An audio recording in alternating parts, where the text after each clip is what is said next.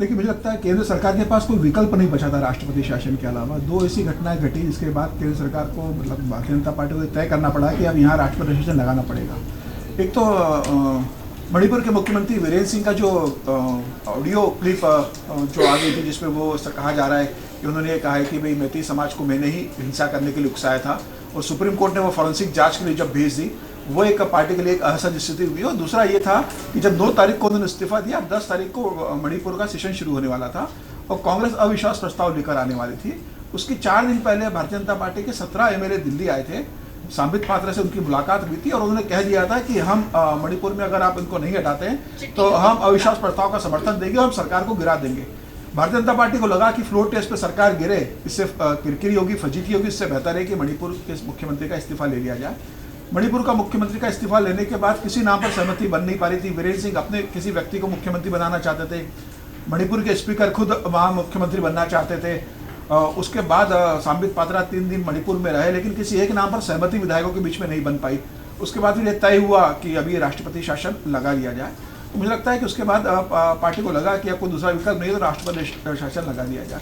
देखिए, मुझे लगता है कि बहुत पहले वीरेंद्र सिंह का इस्तीफा हो जाना चाहिए था, पार्टी को नेतृत्व चेंज करना चाहिए था।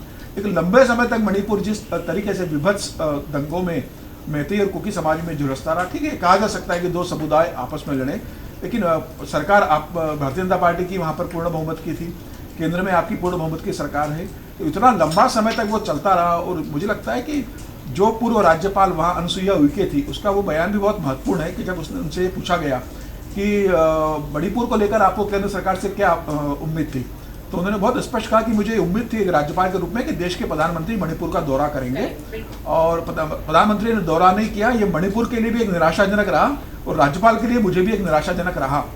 तो मुझे लगता है कि प्रधानमंत्री अगर मणिपुर का एक दौरा करते तो शायद स्थितियाँ बेहतर हो सकती थी। अब वो क्यों नहीं गए प्रधानमंत्री, इससे कई कारण रहे होंगे। दूसरा ये भारतीय जनता पार्टी ने फिर वहाँ गवर्नर बदला, अजय भल्ला जो होम सेक्रेटरी थे उन्हें वहाँ गवर्नर बनाकर भेजा। उनका भी जो फीडबैक था वो यही था कि मुख्यमंत्री के रहते, वीरेंद्र सिंह के रहते वहाँ स्थिति नहीं होगी, क्योंकि उनके प्रति जनता में बहुत ज़्यादा अविश्वास है, विधायकों में अविश्वास है। इस मुख्यमंत्री के रहते यहाँ स्थितियाँ नॉर्मल होना की संभावना नजर नहीं आती। जब अजय भल्ला ने ये गृह मंत्रालय को रिपोर्ट दी अमित शाह से जिस बात की, उसके बाद ये तय था कि अब पार्टी के पास कोई विकल्प नहीं है। तो मुझे लग रहा है ये मजबूरी में जब कोई दूसरे विकल्प ना थे तो ये रास्ता अख्तियार किया गया और फिर उनका इस्तीफा हुआ है।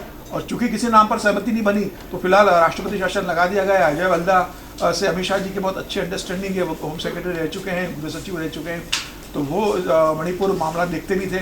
तो मुझे लग रहा है कि अब वो पूरे मामले को हैंडल करेंगे अमित शाह के साथ मिलकर, और आने वाले दिनों में हमें लगता है कि वहाँ पर एक बेहतर स्थिति देखने को मिलेगी। फिलहाल ये निर्णय बहुत देर से लिया गया है, लेकिन जब भी अब सरकार की बात होगी सफलताओं की, तो 1000 सफलता सरकार के खाते में दर्ज है, लेकिन जब विफलता की बात होगी तो मणिपुर का जिक्र जरूर होगा। अमर उजाला जीवांजलि के सारथी की मदद लें और महाकुंभ में स्नान जरूर करें।